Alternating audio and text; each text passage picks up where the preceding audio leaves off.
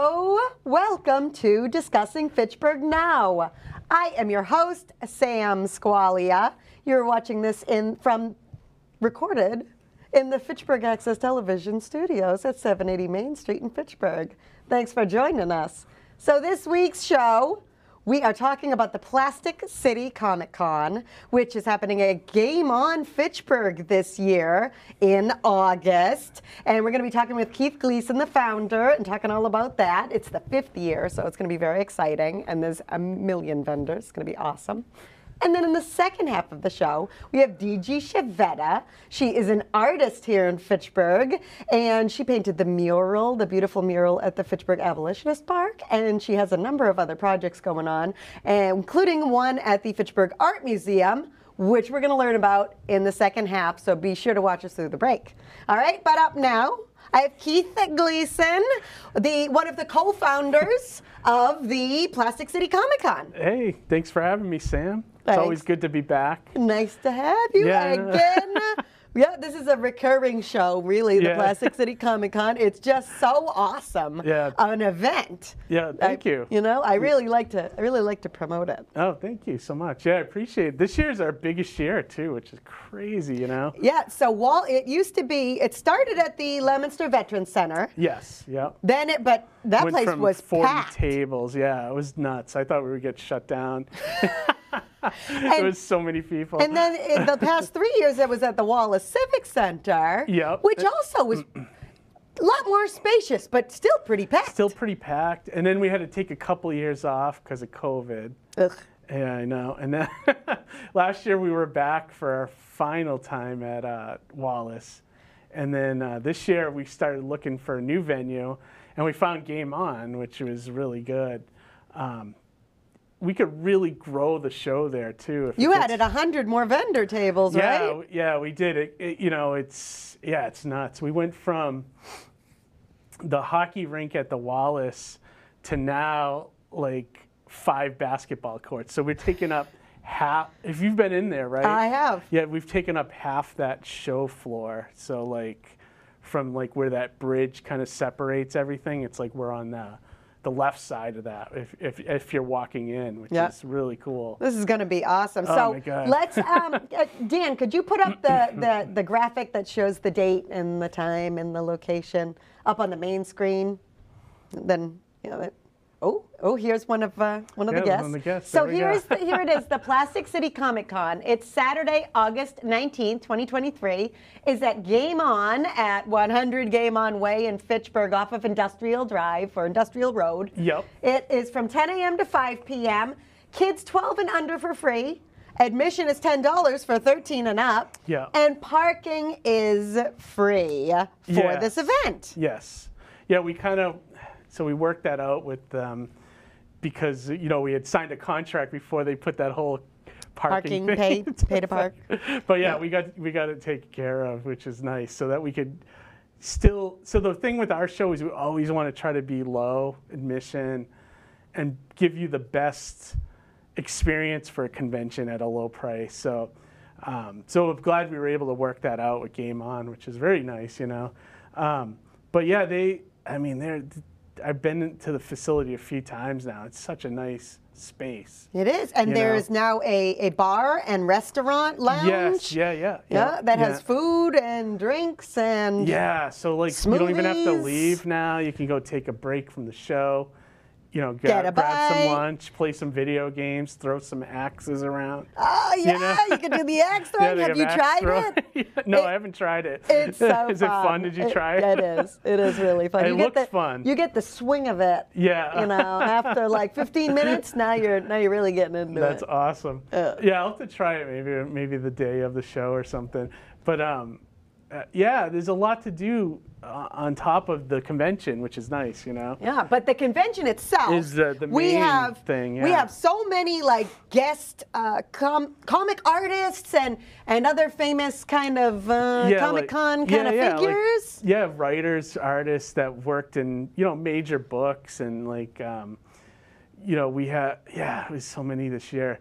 I was trying to get also a wrestler, but that kind of fell through. And we were going to have the cars again. You've had wrestlers before. What is we it? had Tony Atlas. Yeah, Tony years ago. Atlas. I was working on Sergeant Slaughter this year, but it kind of fell through, which stinks. And then we were going to have the cars again, but that kind of fell apart too. Oh yeah, like Remember the Batmobile. Yeah. And was there a Ghostbusters car or something?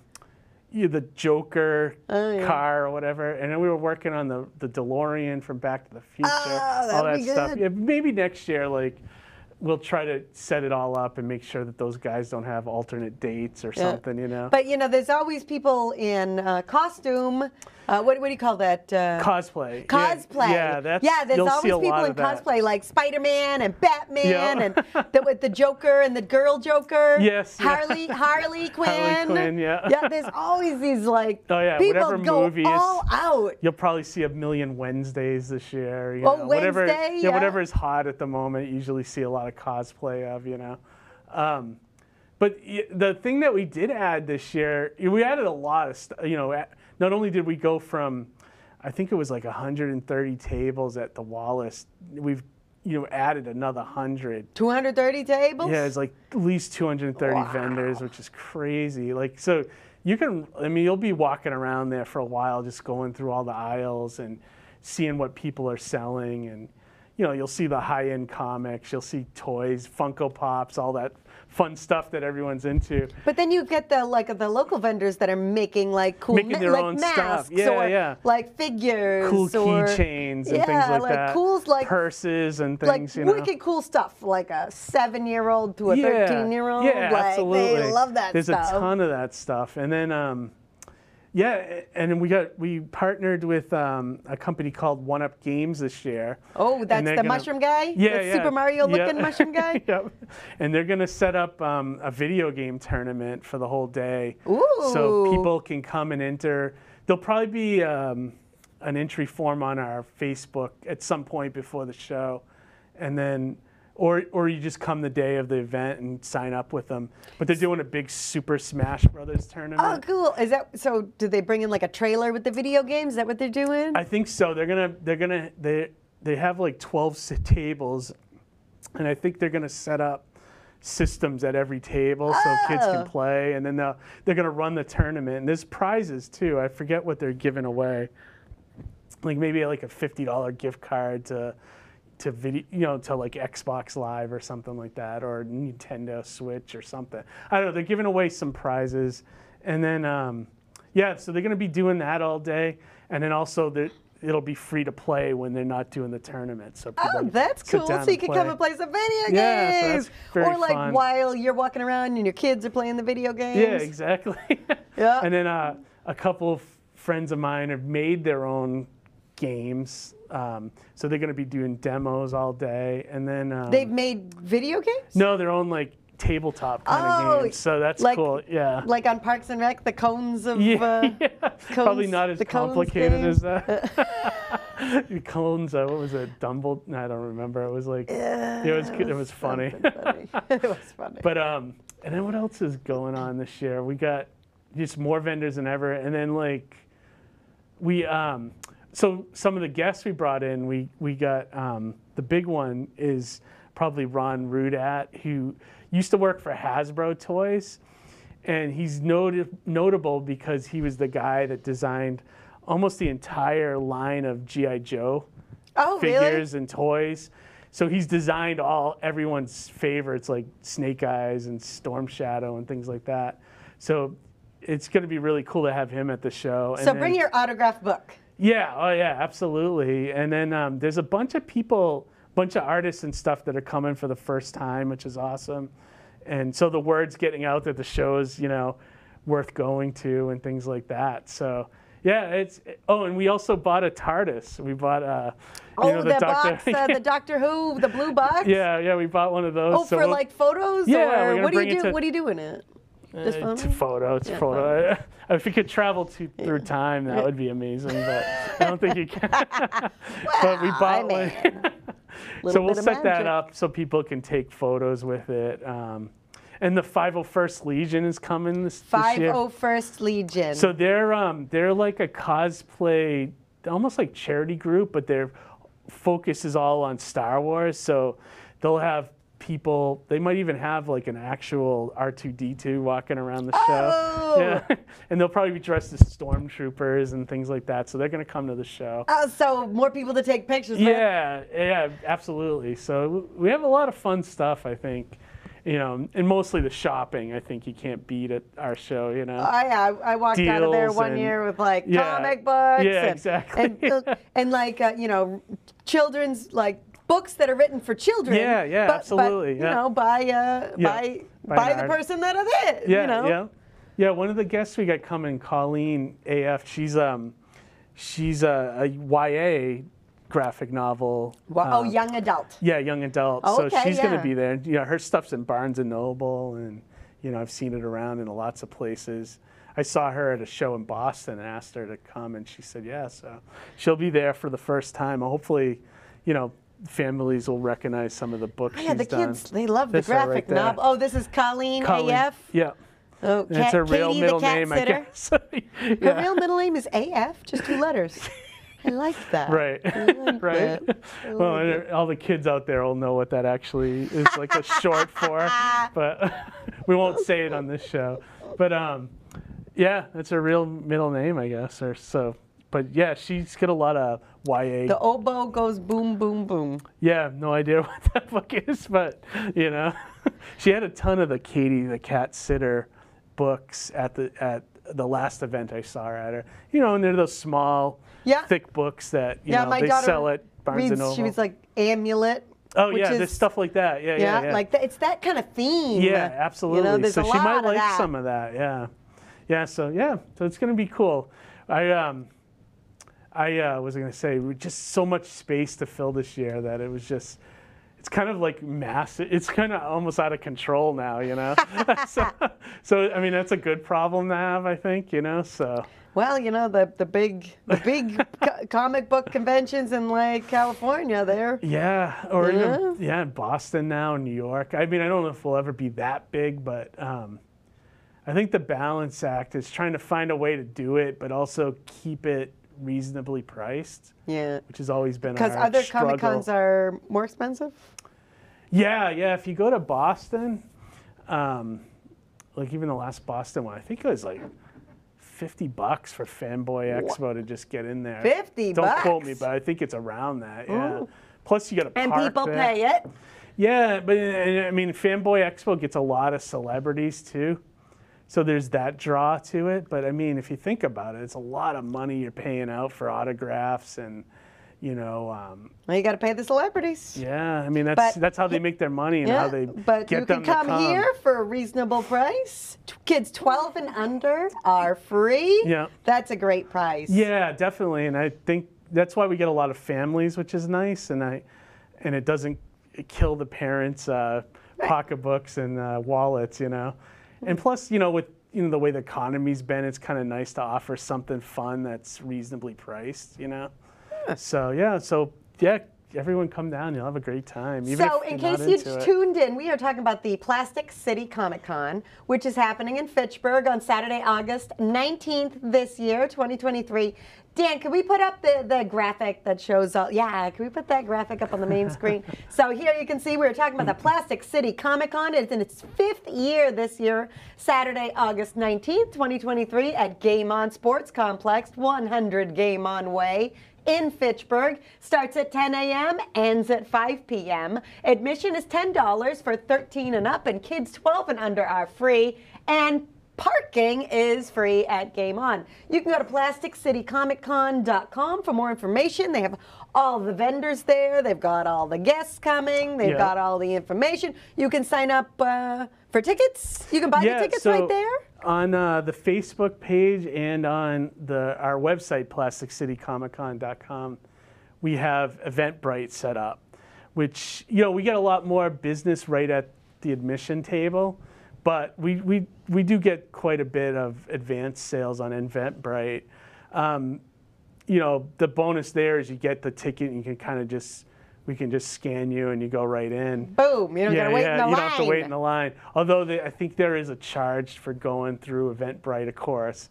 But yeah, That, you know, it's not much. If you're paying $10 and you're used to going to shows that are 25 or more, then it's going to be a drop in the bucket for you, you know. So, but yeah, we're going to have a lot of cosplayers there. That's always a draw. So I'm hoping we see some really good ones this year, you know. I've seen Spider-Man, Batman. It was always very good. Yeah, I hope he's coming. Was that Batman guy? Because he's great. He talks like this too. He's great. It's his name's Matches Malone. He's a cosplay celebrity. The thing I love about him though is he's very into the charities. Like he goes to a lot of children's hospitals. Nice. And goes as Batman. Batman. Yeah, how sweet is that? I mean, he's been doing it for 25 plus years. And the fact that he comes to our show is even, you know, the best, you know. So Matches, if you're watching this, you know, we can't love wait you. to see ya. Yeah, exactly. I mean, I saw on Facebook, I think he just had some kind of major surgery, so I'm not sure if he's going to be at the show or not, but we hope he will, you know. If not, I'll see him at somewhere else, you know, or next year, you know. But we'll see, we'll probably see a ton of different ones. We have that Todd Zavorkis, I think that's how you say the last name. He goes by the name Zombie Leader. Zombie Leader. Yeah, he's a big cosplayer. But does he dress like The Walking Dead? You know, oddly enough, he does.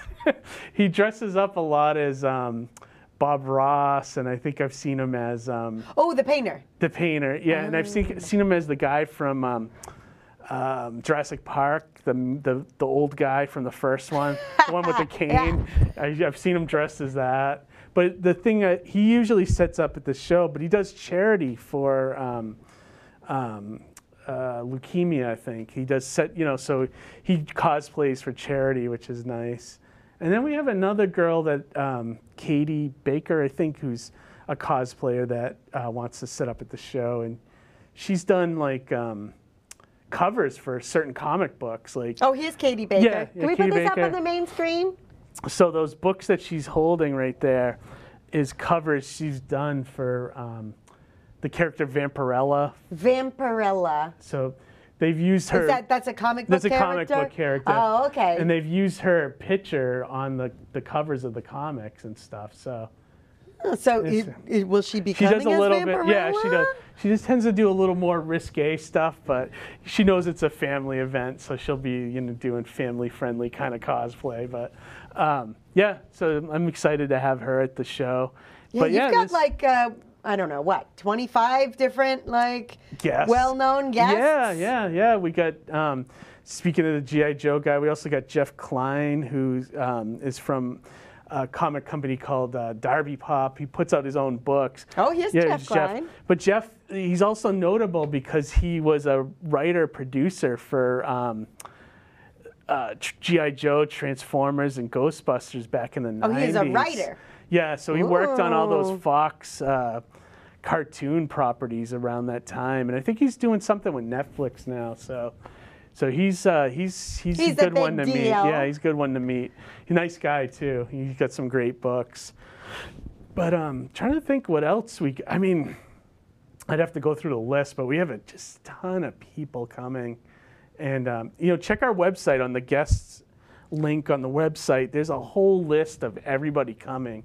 Plastic City Comic Con. There it is, right on the screen. Yeah, definitely. Yeah. And there's a whole bunch of guests on there, and we're still adding people. I still got about maybe 5 or 6 spots to sell before.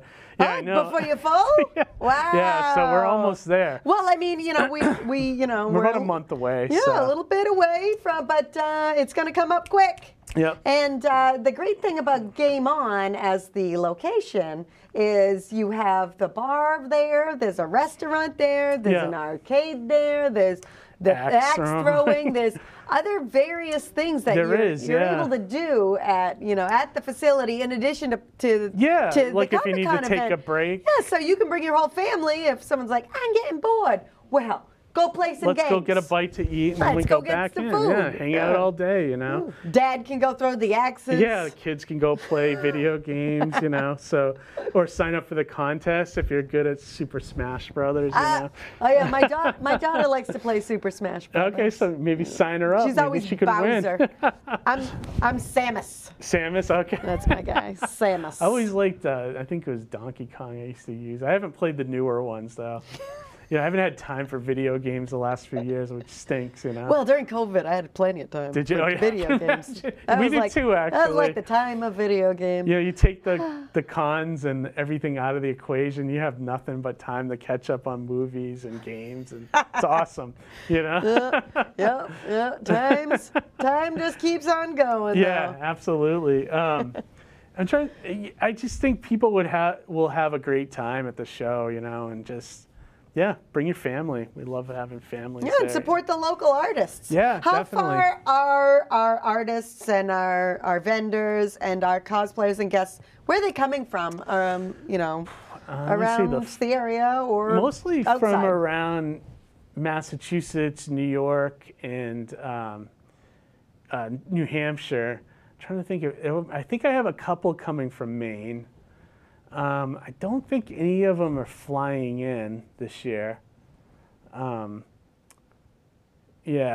not that I'm aware of. But and as far as all the other people, this is One Up. The One Up tournament where you can play the video games. But yeah, I'm not aware of all the other vendors if anyone's flying in or anything. But I think most of them are driving. That's the one thing about doing a one-day event. It's hard to get somebody to fly in and just come for one day. Usually people want to come for a whole weekend. Ever consider doing a weekend?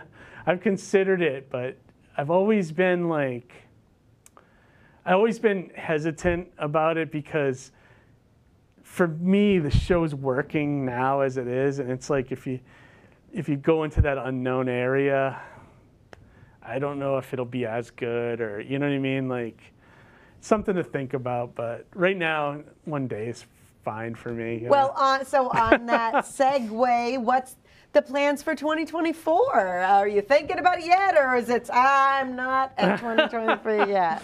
I'm not thinking about it yet. Usually, I start to think about it after August the current 20th? one. Yeah. Well, maybe a couple weeks, maybe into September, I'll start thinking about the following year.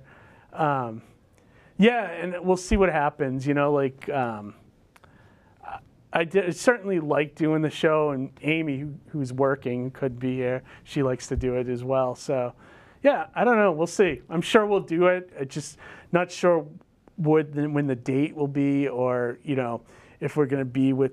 You know, Game On still at that point. We'll see. We'll see. Well, every year it's like a hard reset, and you're like, all right, what are we doing this year? Are we going back to there? You know, so it's almost like you starting from scratch again in a lot of ways. You know, so, but yeah, we'll see. I'm sure we'll be back in some capacity. You know. And so you started doing this Plastic City Comic Con. You know, we didn't have a local comic convention, but also you yourself are an artist and a comic writer. Yes. Yep. So I'm still doing that. So the Mighty Mascots. Mighty Mascots. Yeah, that's one of my characters on the card. Oh, the bear. Yeah, the bear. What's the bear? He's called Boxer Bear. It's pretty on the nose, I guess. He's got his claws through his boxing gloves. Yeah. Well, the premise of the book is they're all cereal mascots brought to life. You know, like sugary cereal. Yes. So they were all brought to life, and they're superheroes now. So I figured, you know, there would be like there's always been like kind of a bear character with the sugary cereals. So I just made him a boxer, you know. He's fun. He doesn't talk, but he's got a short temper. Does he grunt? Yeah, he grunts, and you get him mad, and he's gonna rage and destroy the city, kind of like when Hulk. His claws go through his just kind of funny visual gag, you know. Yeah. But yeah. So we go to a lot of shows too. So this year we've been focusing more on outdoor events, you know, like festivals and things like that. But because last year we did Start on the Street in Worcester for the first time. Oh yeah, I've heard that's big. It's really good show, and I was impressed at how well we did it. Something that wasn't really comic focused, so we're doing a lot more of that kind of. Oh, you set up a table for Mighty Mascots there? Is that what you're saying? Or Plastic City Comic Con? Both, actually. I'll have everything there. And then Amy is also an artist. So Amy's Birdhouse? Yep. So she brings all her stuff. So we usually set up together, and then that's how we kind of, make our little side hustle, I guess.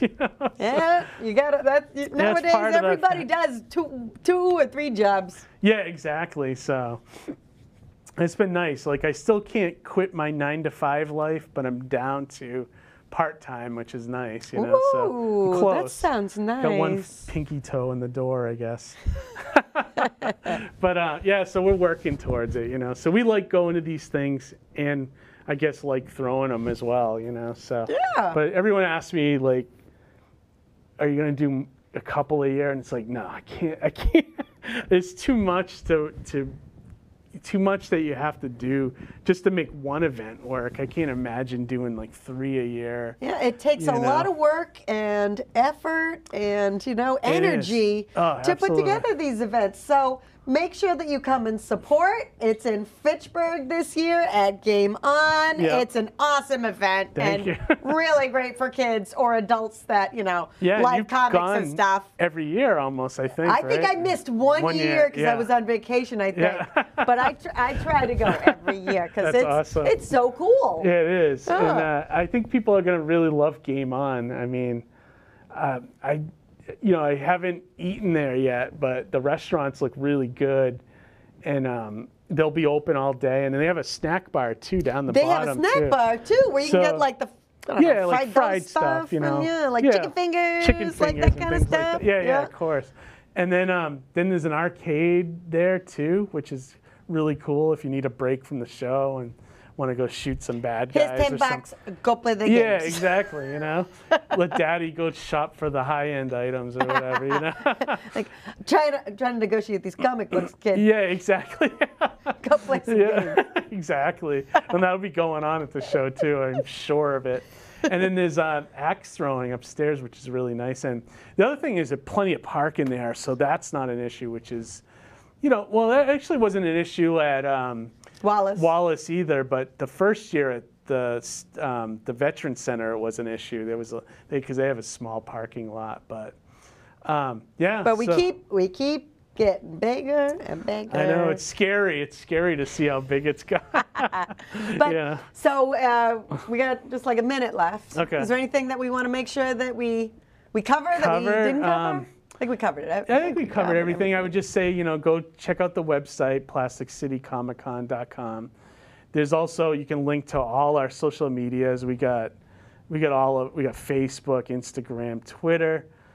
And also, if you want to buy events tickets, the Eventbrite is on the website and I believe on Facebook as well. So you can just click it, and there's an event you can respond to and things like that to put on your calendar. So you remember, so you can remember. To remember it. Put it right in your Google calendar. Facebook won't let you forget, unfortunately.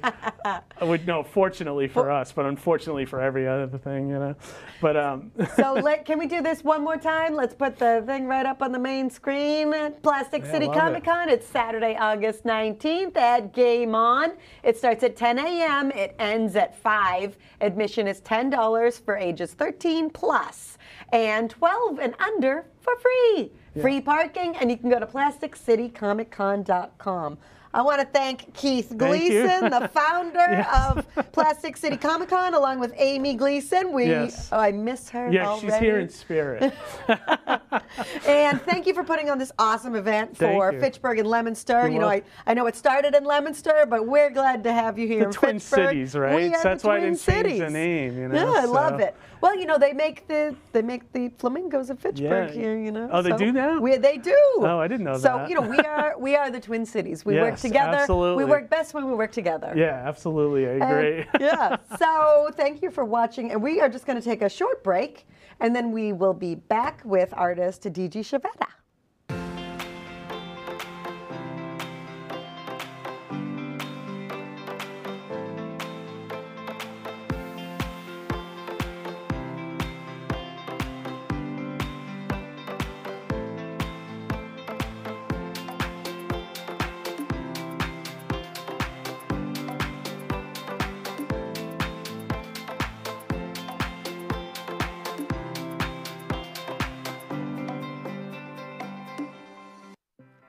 See, Click, Fix, Fitchburg's one-stop shop for helping resolve issues in our community. You can report anything from a missed trash pickup to potholes on city roads, illegal dumping to broken traffic lights. To report an issue, all you need to do is click New Request. Type in the location, select a category, and send in a photo if you have one. Your request goes straight to city officials so they can help resolve the issue. Making an account is free and easy. All you need is an email. Download the See, Click, Fix app today to get your matters resolved.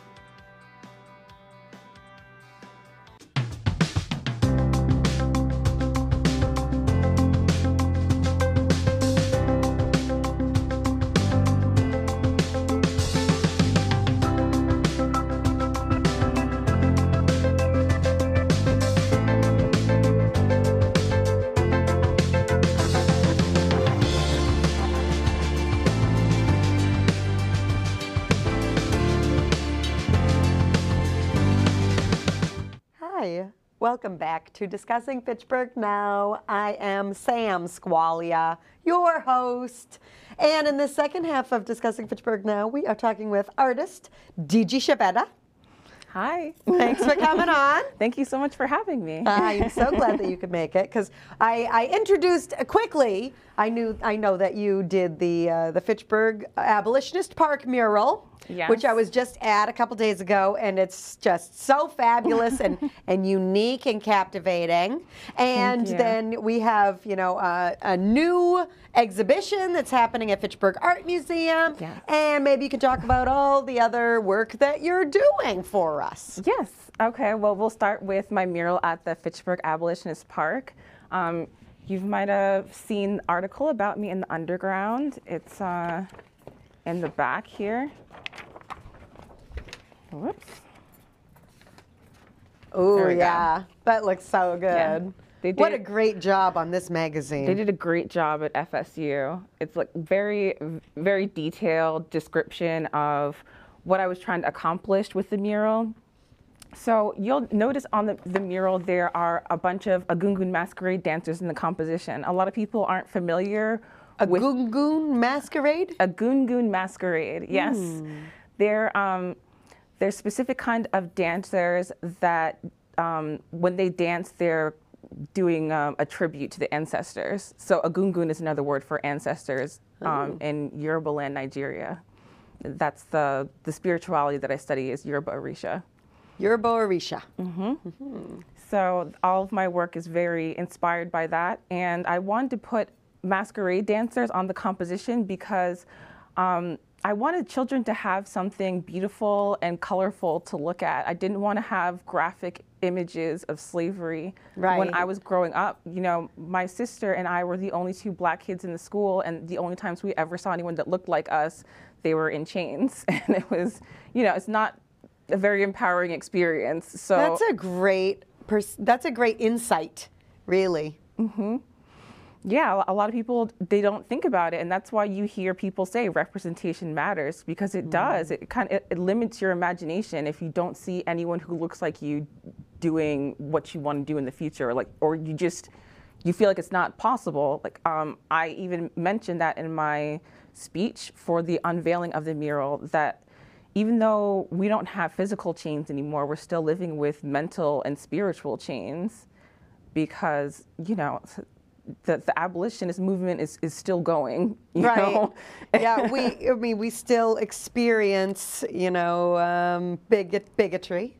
There's still racism. People still, they grow up from their parents and their parents' parents, and it's just it evolves, really. And it's systemic. That's the thing that's really poisonous about it, that it's like in the foundations of our culture, the foundations of our country. That's why it's so important, I think, to have artwork that depicts all parts of Black culture, and it calls to the forefront the fact that not only were we taken away from our country when we were brought here as slaves, we were also severed from our culture, which is a huge loss that we're still suffering from today.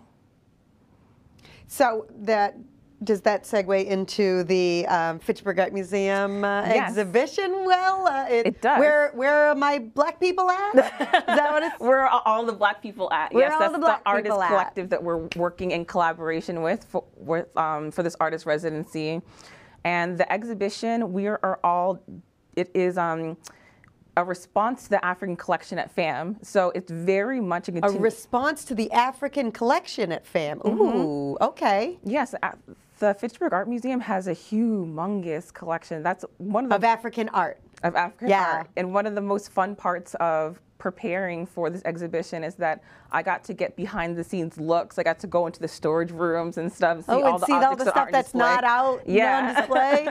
Oh, interesting. And I got to pick and choose what I wanted to be inspired by. So it's been really fun. And it's very much a continuation of my work at the Abolitionist Park, because at the opening of the exhibit on October 21st, I will be performing an Agungun masquerade dance, so people can see in person, you know, how masquerade dancers work, how the whole how the whole ritual works. And my costume that I'll be wearing for the dance will become part of the exhibition at the end. Ooh, very nice. Now, is this exhibition going to be on that bridge that leads to the African exhibit? Yes, it's the bridge and the whole African exhibit. So so you'll have like an art in bloom, how they have the flowers that interpret the art? Is that kind of what you're doing? It's like everyone is responding to their inspirations in different ways. I can't speak to what the other artists are doing, so everyone is in mentor-mentee pairs. So I've only been talking to my mentor. I'm not sure exactly what the other artists are doing. That's the we're technically on a contract, we're guest curators, but there are permanent curators at FAM, and they're the ones that are pulling everybody's projects together. Yeah. So everybody's working separately, and the main curators pull it all together for a cohesive whole. Exactly. Okay. So it's an exhibition and not just a bunch of art in rooms. Right. Ooh, when does this open at October Fitchburg 21st. October 21st. Is that a Saturday? It's a Friday, I believe. Friday. I believe it's a Friday evening. Is it one of those things where they serve beer and wine and yeah, there's going to be a whole reception. You do not want to miss the opening. This is not going to be like the opening of any other exhibit. The openings are just my favorite, because that's when everybody's there and you're like, you know everybody. Yeah, and this opening isn't going to be like your typical museum opening where it's quiet and people like quietly sip wine and chat and stuff like that. It's going to be loud because this is African. We're bringing the African culture. So there's going to be music. There's going to be color. I'm transforming the entire lobby into a pop-up shop. Pop-up shop? What's a pop-up shop? It's a temporary, a temporary store. Oh, ooh, like the bodega that's on the outside? Yeah. Like a pop-up? But you can actually shop in it. It's not just conceptual. Oh, that'll be cool. What are we selling?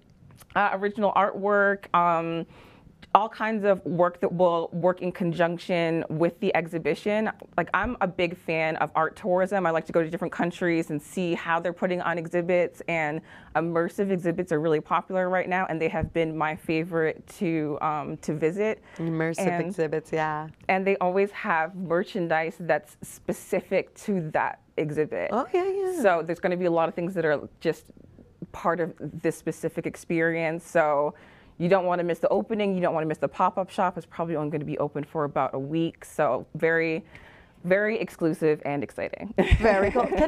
Hey Dan, could we put this picture up on the main screen? We'll jump back to the Abolitionist Park since I saw this picture. This is a good one. So this is you in front of the mural at the Abolitionist Park, which is at 50 Snow Street in Fitchburg. And you can see it's a collection of what, 4 or 5 panels? There are 6 panels. 6 panels. That are attached to a wall. Yes, there are 6x4 panels. So in total, the mural's over 36 feet long. Yeah, and they help tell the story about Fitchburg's role in the abolitionist movement, but also your artist's, addition to that story as well. Yeah, exactly. How it relates to me and my life. And so it was a big ask for this mural because, first of all, it's historic, and there was a lot of things they wanted to incorporate, the city's history And they also want to incorporate like the current climate of race relations and looking forward to the future. So I incorporated all of those things. You'll notice that the abolitionists from Fitchburg, they're all on the outside of the composition and they're holding hands. And that's a reference to the white shields at Black Lives Matter protests. Okay. Oh, yes. Yeah, to point out how important white allies are to the movement. Allies are important to every movement. Yeah, you know, if you don't stand up and fight for other people's rights, pretty soon you're going to see your own rights start to deteriorate and fall. Exactly. And at one of the celebrations for Juneteenth at the Abolitionist Park, I think it was David who said that he was proud that Fitchburg was on the right side of history, and I like that. That's the way I like to say it. Fitchburg was on the right side of history. Yeah. You know, it's we have a proud history in the abolitionist movement in the 1800s here in Fitchburg. We did the right thing when they came in and they said, if you see a slave, you must report them. We didn't. Yeah. You know, when they said, you have to report fugitive slaves, we took them in. You know, we had multiple houses on the Underground Railroad. In our Civil War monument at Monument Park, it's one of the only monuments that actually tell the story that the Civil War, slavery was a major impetus of the Civil War. A lot of the other monuments to the Civil War just talk about, the South and the North and, whatever other reasons they have. Yeah, I'm trying to dance around the issue. But in Fitchburg, we came out and said right up front, the reason for this war was slavery, and they wanted to keep slavery, and so so many people proud. Don't know that history of Fitchburg. They have no idea. They have no idea that Frederick Douglass came here because he was in support of what was happening here, and it's also a message to everyone now that you can, even today, you can still be on the right side of history. You can make a difference. These people aren't any different than we are now. They didn't have any more power or anything than we have. They knew it was right and they stood up for what was right, and we can still do that today. Every single person can make a difference to stand up for something that's right. If you hear someone say something, just don't agree. You don't even have to push back forcefully. Just say, I don't think that's right. Yeah. Yeah. It's like something as little small, ways. Yeah, something as small as if someone makes an insensitive joke, don't laugh. Don't do the polite thing and smile or laugh. No, straight face. Let them know that wasn't funny. It's not okay. That's ingrained racism.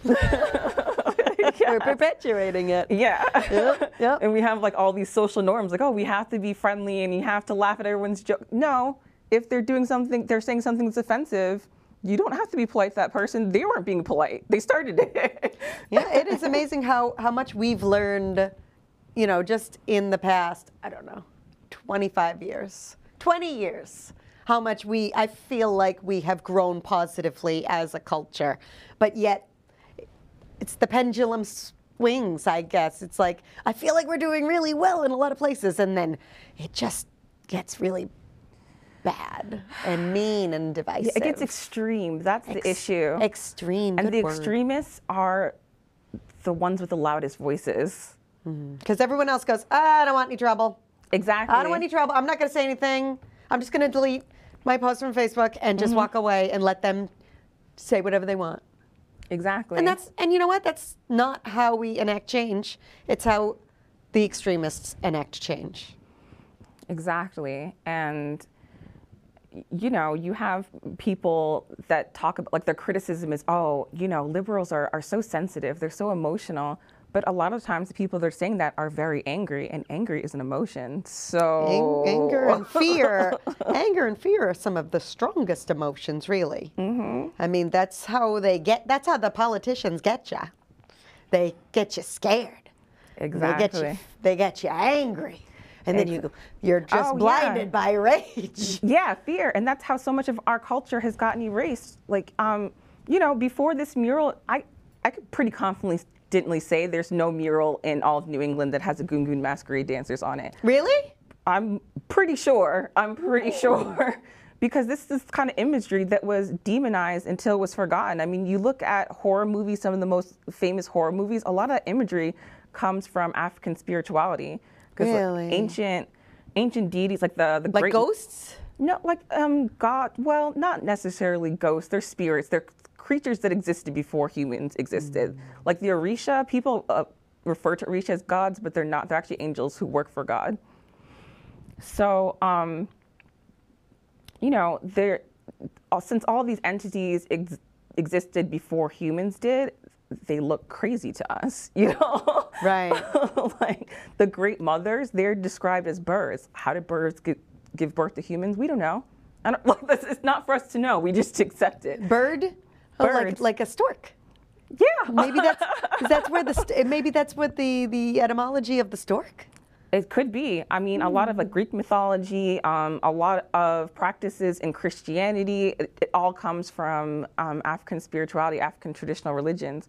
I mean, people say that humans have been telling the same story over and over, and science has proven that the first humans came from Africa, so the first story was African. And so it's just evolved from there. Exactly. And the problem is, though, that, you know, like imperialists and colonists and stuff like that, they try to erase what came before them, and that just handicaps generations of people. It's not a problem to have your version of a story, but trying to erase what was before is, you know, a special kind of evil. Yeah, assimilate or die. Yeah. Well, this is a great conversation because I think really what art is awakening up, you know, awakening up our ideas and our emotions and our senses, and, you know, to new experiences and ideas. Exactly. It's a whole different kind of communication. So in my spirituality, I would be known as a griot. A lot of people ask me, I tell them I'm an artist. They ask me, okay, what media do you use? And I always say it's easier for me to describe what I don't do because it's only one thing, it's theater.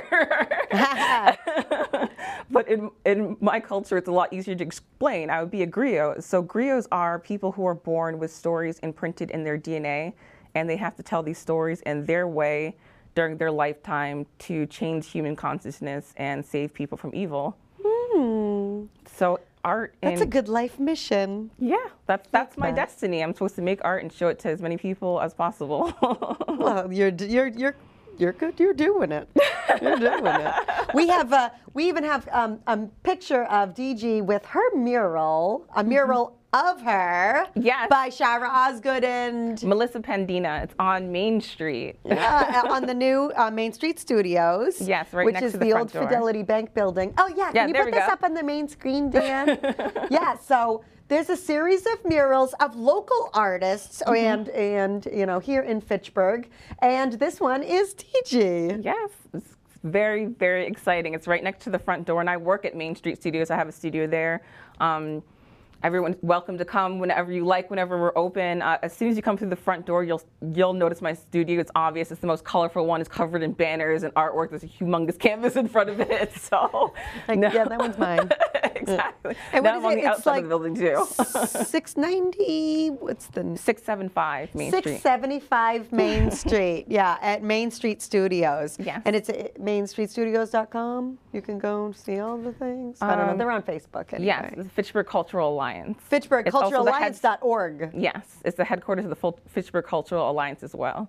Yeah, and that's where your studio is. Yes. And if you go around to the building, you can see a number of other local artists. And if you're in touch with the scene at all, you'll be able to go, oh, that's Matt Dunn. Oh, I think Derek Craig's on there. Derek isn't up there, but the Grizz Gang is. Oh, Grizz Gang. Dawn is Grizz up there from the Gang's up Poppers there. Pantry. Her, yeah, Dawn. This opening soon. We're like counting down the days. For the Poppers Pantry Adam the artist is on there, I think. Yes. Yeah. He did a great fireworks video. Oh, did you watch that on Facebook? I haven't. He shot the fireworks and then he did a song over it. Oh, it's like, nice. Fitchburg, it's a wonderful community. Oh, we were singing it for weeks. Yeah. But, I love it. But so, you know, Digi is part of the, you know, exhibition. What is it? Where are the black people at? Where All the Black People At is the artist collective that we're working with for the exhibition. We haven't nailed down a name for the exhibition yet, so stay tuned. It is August 21st, so... October 21st. October 21st. At Fitchburg Art Museum, yes, which is right on Elm Street. Yes. You can go to fam.org? Yes. FAM? I believe, FAM? yes. Fitchburg Art Museum? I believe that's the FAM's website. They're also on Facebook. They're on Instagram, of course. Oh yeah, the Fitchburg Art Museum is such a fantastic community resource. If you've never been to the Fitchburg Art Museum, you have to go. It's awesome.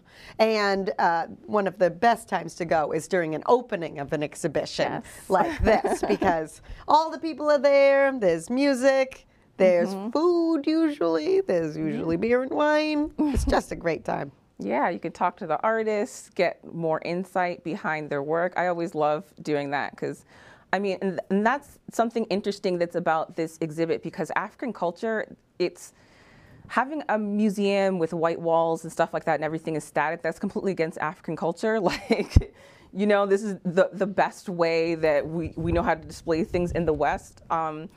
So if you go to the first gallery when you get through the connector, it's called the Moving Objects Gallery. And they called it that because everything in there was supposed to be in motion. They're all parts of costumes or masquerades or something like that.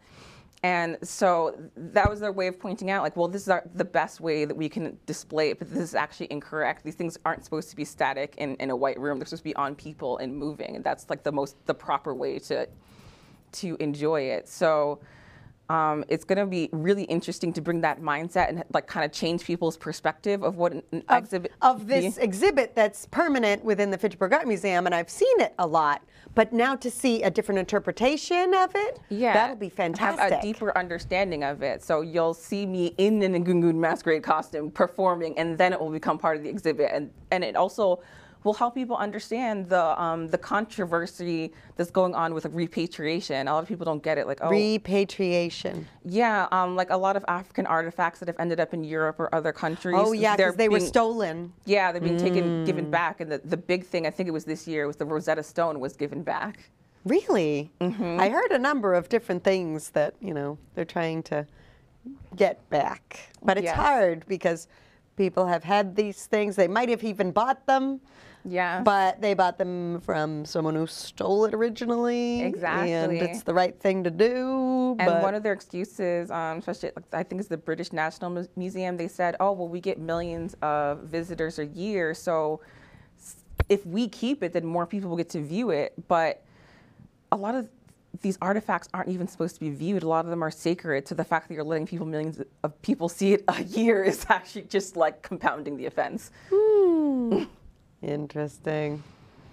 So, is there any insight on any of the African art that you can share right now as a little preview? Well, I could tell you what I'm working on. I have me and my mentor, we have the connector gallery. So I have the biggest gallery, and I'm doing an 80-foot mural on the ceiling. Wow, the ceiling? Oh, cool. Yes. They're going to be all that's a great idea. Journal pages. Yeah, I'm super excited about wall.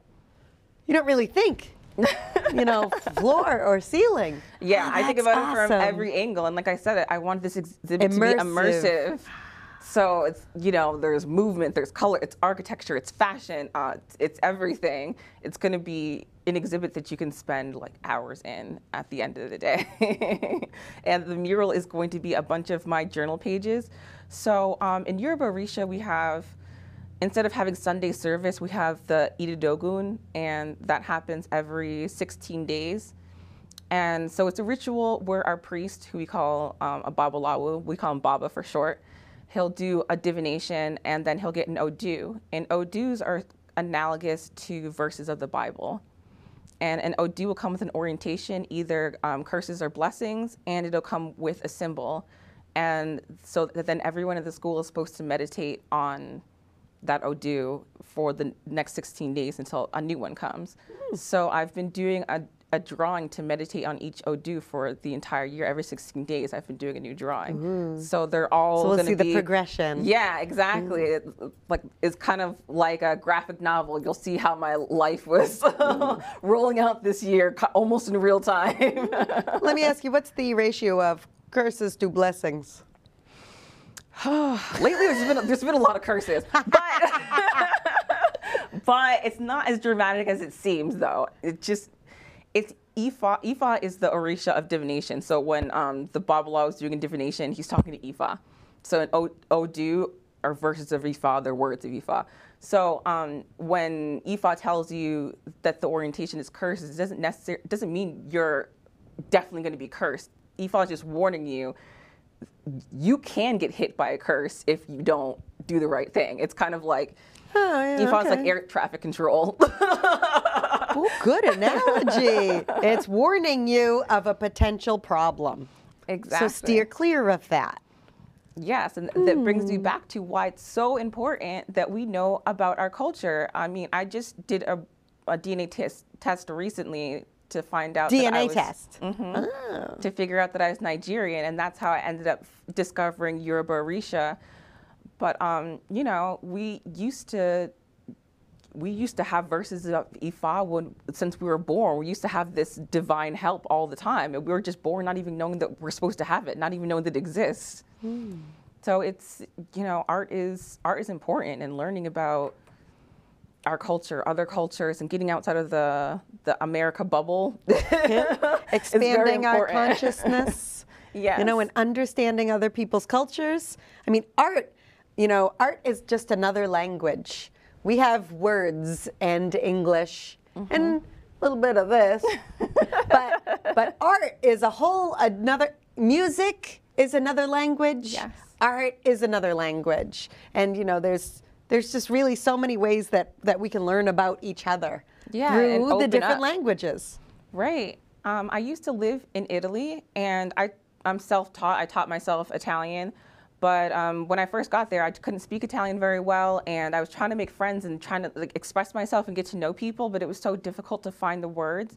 But then when I started bringing my sketchbook along and showing my drawings to people, then they were able to understand who I was easily, like right away. And it was like, wow, this art is a whole nother art is a language, a connection language. Yes. Yeah. Molto bene.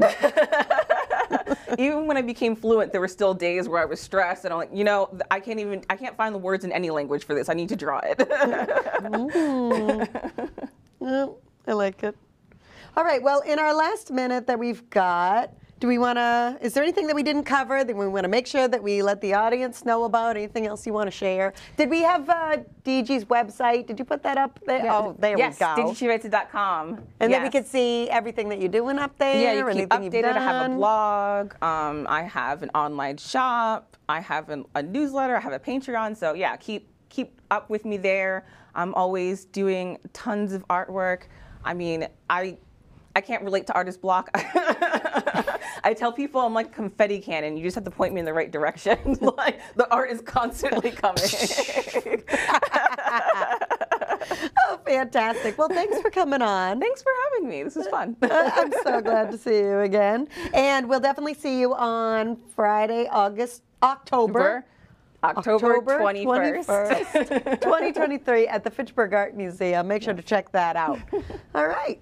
Thank you. Thank you. And thank you for watching at home, Discussing Fitchburg Now here on FATV. You can go to dfn-fatv.org